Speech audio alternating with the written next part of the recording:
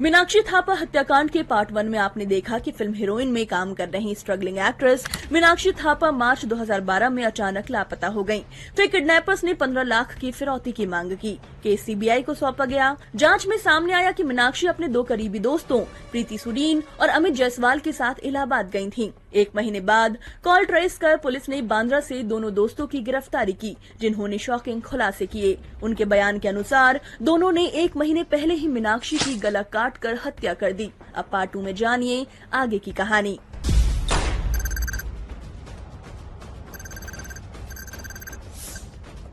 अमित और प्रीति के कन्फेशन के बाद पुलिस मीनाक्षी की लाश की तलाश में इलाहाबाद पहुंची। दोनों उन्हें प्रीति सुरीन के घर ले गए। दरअसल प्रीति के पिता नवीन दरभंगा कॉलोनी के एक बंगले के केयरटेकर थे। वो बंगले के पीछे ही सर्वेंट क्वार्टर में रहते थे। वो आखिरी शख्स थे जिन्होंने मीनाक्षी को देखा था। प्रीति और अमित की निशानदेही पर पुलिस ने आंगन का सेप्टिक टैंक खोला। मंजर भयावह था। टैंक में एक सिर कटी सड़ती हुई लाश थी। वहाँ आसपास कहीं सिर नहीं था। प्रीति और अमित ने कबूलनामे में कहा कि 17 मार्च को उन्होंने फिरौती का मैसेज भेजा था।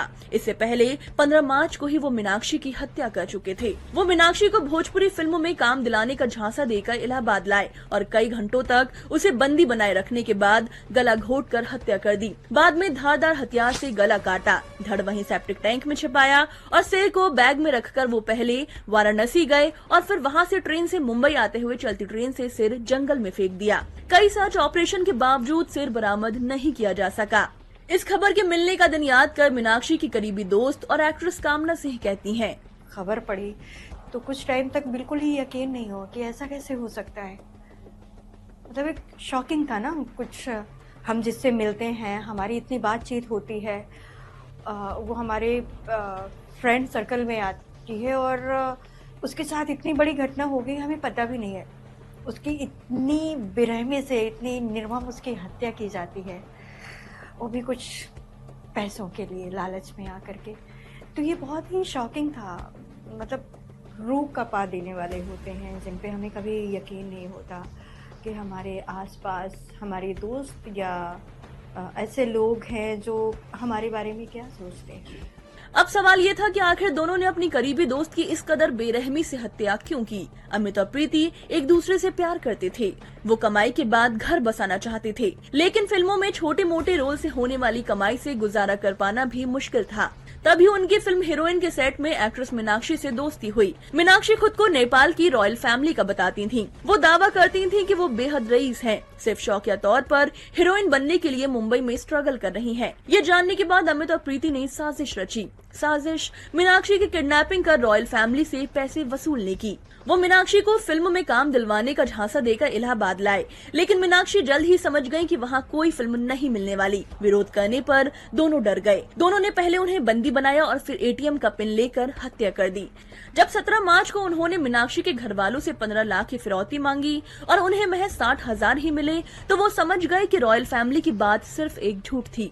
इस पर उनके दोस्त कामना कहती हैं, तो बिल्कुल लगती थी कि वो रॉयल फैमिली से है, बट ऐसा नहीं था। उससे बहुत ही मिडिल क्लास फैमिली से वो बिलोंग करती थी। उसकी मदर, उसे अपने मदर पे बहुत ये था, हमेशा उनकी बातें करती थी। ये केस लंबा चला।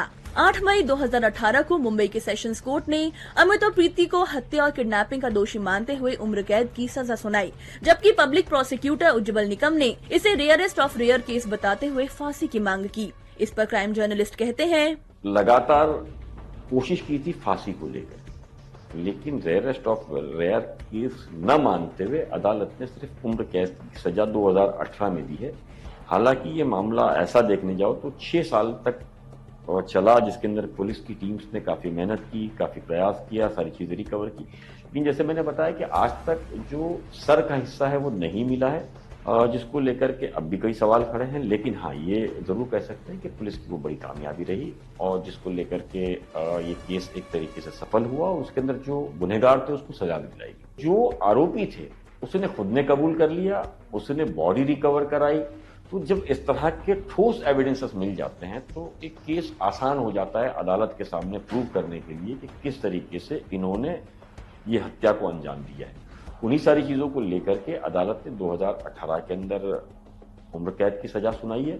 बॉलीवुड क्राइम फाइल्स के इस आखिरी केस में इतना ही। जल्द मिलेंगे एक नई क्राइम सीरीज के साथ, सिर्फ दैनिक भास्कर ऐप पर।